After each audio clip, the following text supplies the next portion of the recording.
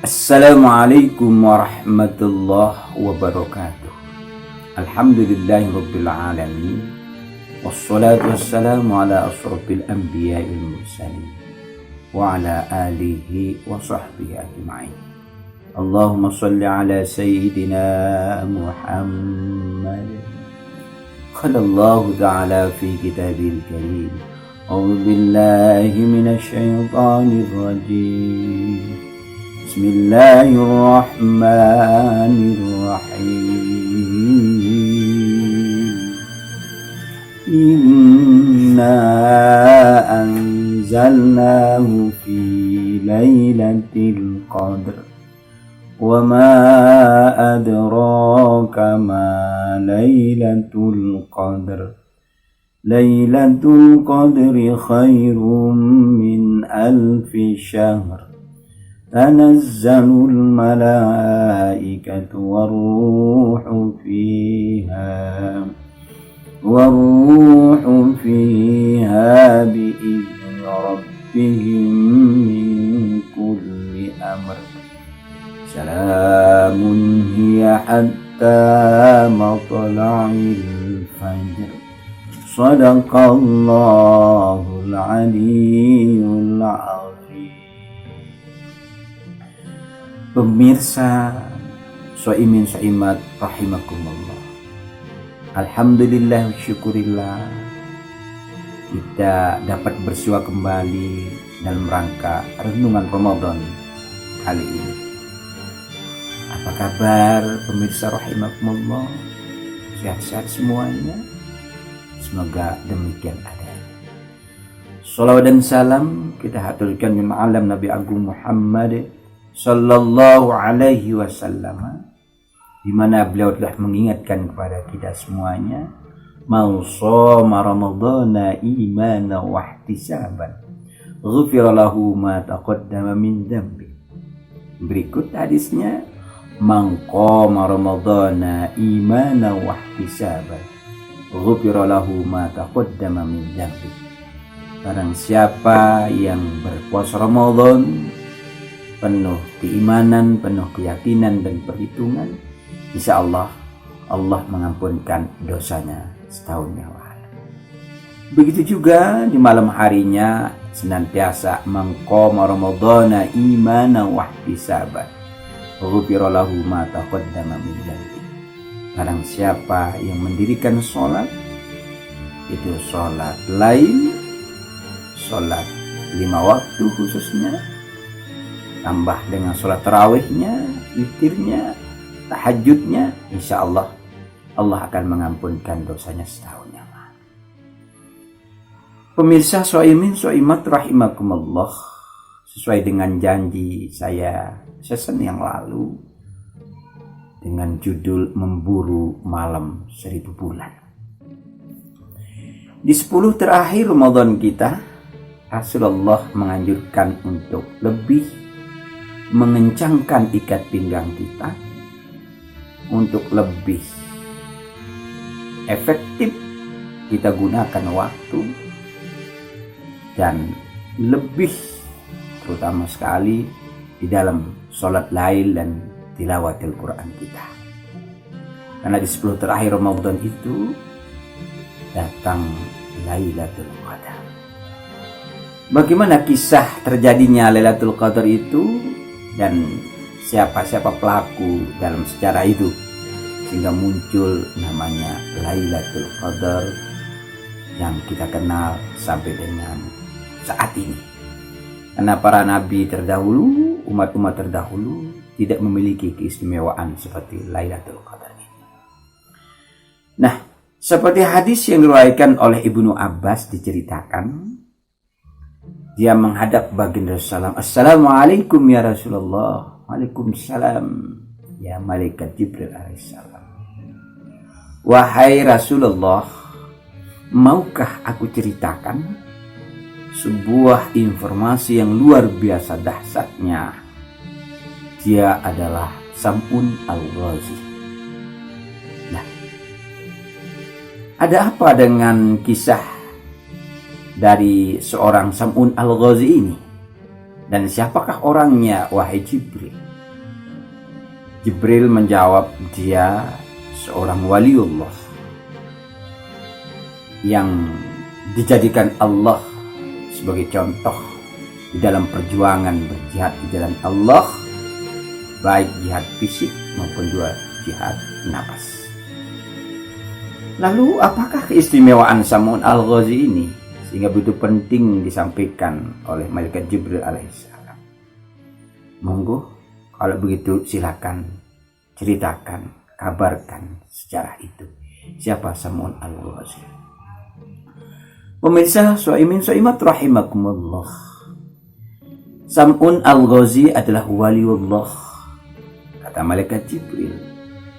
Dia memiliki keistimewaan yang luar biasa yang tidak pernah atau belum pernah dimiliki oleh umat-umat sebelumnya. Apakah istimewaan Sam'un Al-Ghazi ini? Yang pertama, kata malaikat Jibril, bertutur bercerita kepada Nabi Muhammad SAW, sepanjang hidupnya di siang harinya digunakan untuk berjihad di jalan Allah, untuk menumpas musuh-musuh Allah. Lalu kemudian di malam harinya dia qiyamul lail, dan qiyamul lailnya tidak hanya di rumah saja, tapi dia pakai juga untuk berjihad di malam harinya. Di siang harinya dia berjihad di jalan Allah, melawan musuh-musuh Allah. Di malam harinya dia tegakkan sholat lail sambil berjihad di jalan Allah Subhanahu wa ta'ala. Lalu keistimewaan yang kedua Sam'un Al-Ghazi ini, bilang Jibril pada Nabi kita Muhammad SAW, adalah dari umurnya jihadnya itu kurang lebih 83 tahun 4 bulan. Disebut dengan 1000 bulan. Jihad terus kerjanya, tidak ada henti-hentinya. Lalu apa keistimewaan dari jihadnya yang di siang harinya 83 tahun 4 bulan itu? Kalau di siang hari merasa haus, maka terpancar di celah giginya itu air yang sejuk. Itulah yang dia minum. Kalau dia merasa lapar di siang hari, Allah memberikan di gusinya itu tumbuh sekerat daging. Itulah yang dia kunyah, yang dia dahar, dia makan. Keistimewaan yang kedua. Lalu berikutnya, Sam'un Al-Ghazi ini, senjata pamungkasnya adalah senjata yang terbuat dari kulit onta. Luar biasa. Pemirsa rahimakumullah, senjata kok dibuat dari kulit onta? Kalau dari kayu, batu mungkin ya, ini dibuat dari kulit onta. Tapi setiap kali mendarat kulit onta itu di musuh-musuhnya, seketika tewas. Luar biasa. Hanya dengan kulit onta. Subhanallah. Nah, ini keistimewaan Sam'un Al-Ghazi itu. Satu, dia berjihad di siang harinya selama kurang lebih 80 tahun 4 bulan. Yang kedua, dia kalau merasa lapar di siang harinya, tumbuh sekerat daging di gusinya, itulah yang dia punya. Lalu berikutnya yang tiga, kalau dia merasa haus, subhanallah, maka terpancarlah air di celah-celah giginya, itulah yang dia minum. Lalu senjata pamungkasnya adalah kulit onta.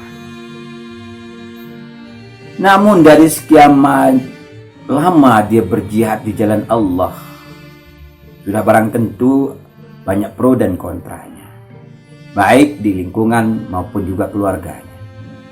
Nah, ternyata di keluarganya Sam'un Al-Ghazi tidak diterima, tidak diizinkan untuk berjihad, tidak sevisi untuk melakukan jihad di jalan atas nama jihad di jalan Allah, membunuh musuh-musuh Allah.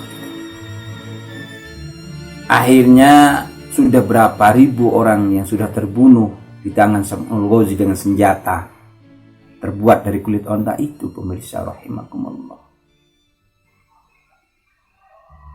Para sesepuh musuh-musuh Allah itu, musuh-musuh Allah itu sangat berang, sangat marah sampai dengan 7 keturunan. Situ lalu dia coba mendekati keluarga dari Sam'un al-Ghazi, dan tak terkecuali istri tercintanya.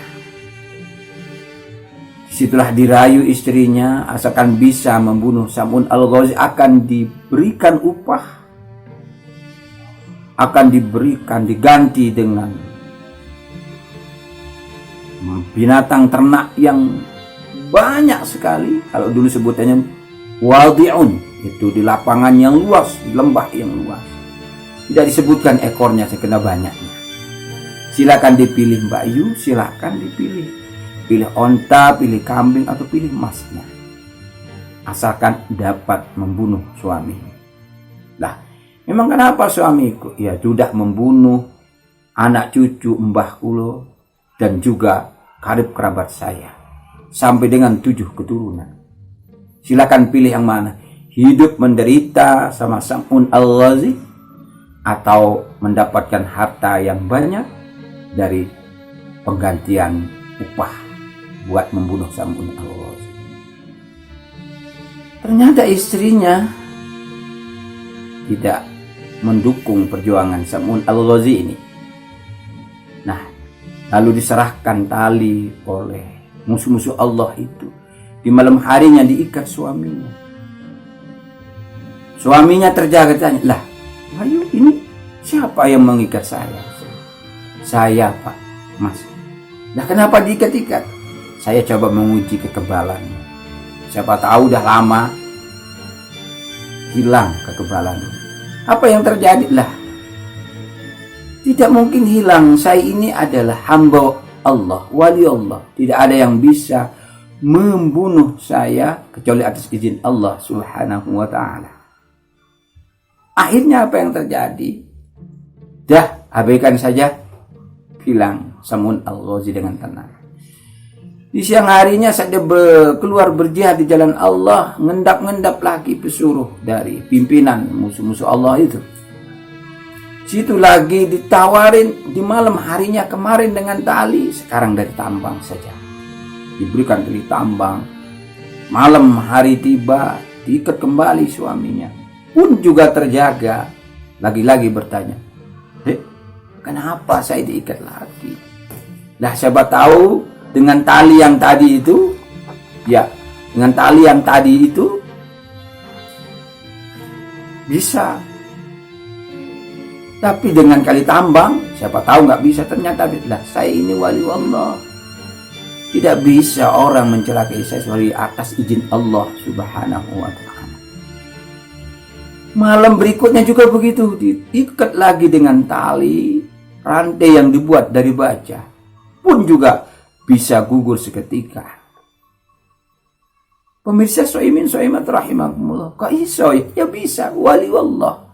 Diberikan kemuliaan keramatan Allah karena dekatnya kepada Allah Subhanahu wa ta'ala. Sekarang saja bisa kita saksikan. Ya, uya-uya, bisa mengapa saja bisa lakukan. Apalagi ini wali Allah Subhanahu wa ta'ala. Nah, di malam terakhir itu dia berpesan pada suami. Dia buka kartunya. Tahukah tempat kekebalan saya?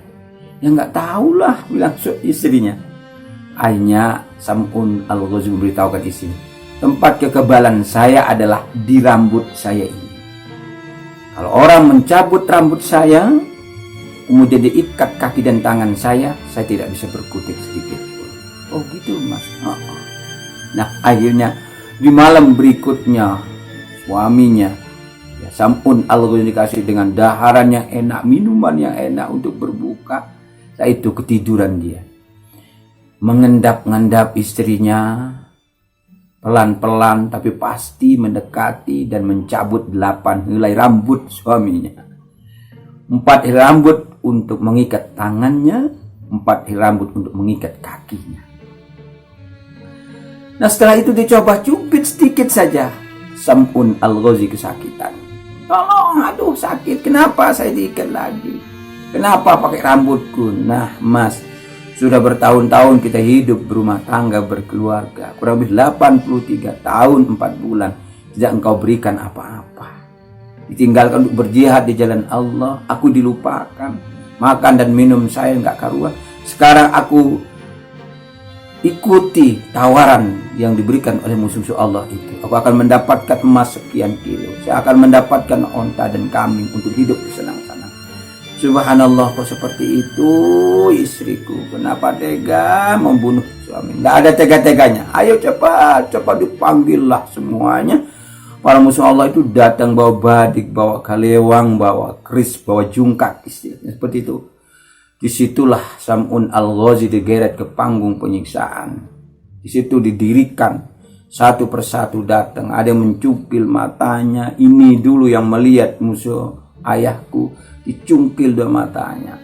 Kemudian ada lagi ini tangan dulu yang membunuh kakekku, dipotong tangannya. Aduh teriak Sam'un al-Ghazi.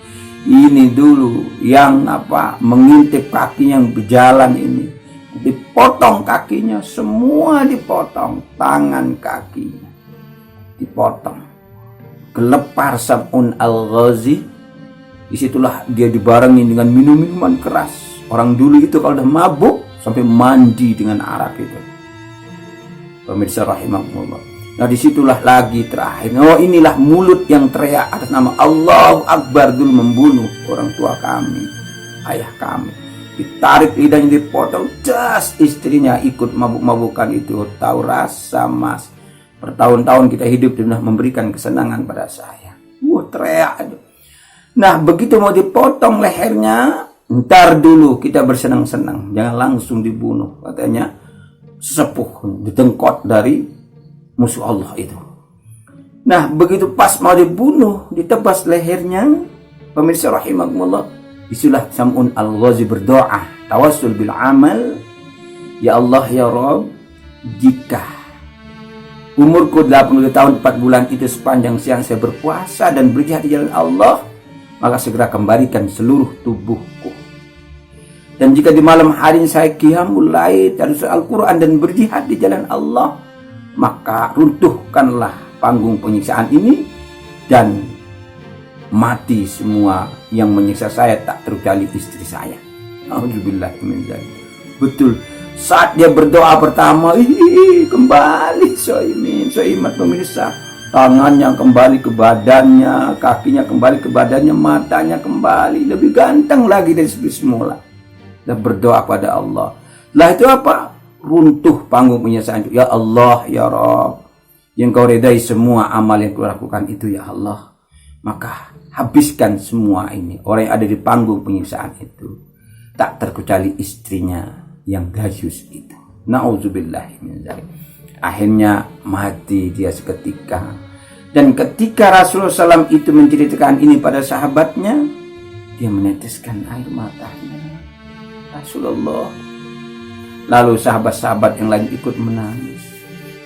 Ya Rasulullah, tanya sahabat, kenapa engkau menangis ya Rasulullah? Saya terharu sahabatku, perjuangan dan jihadnya luar biasa. Di malam harinya qiyamul lail dan terusan Al-Quran.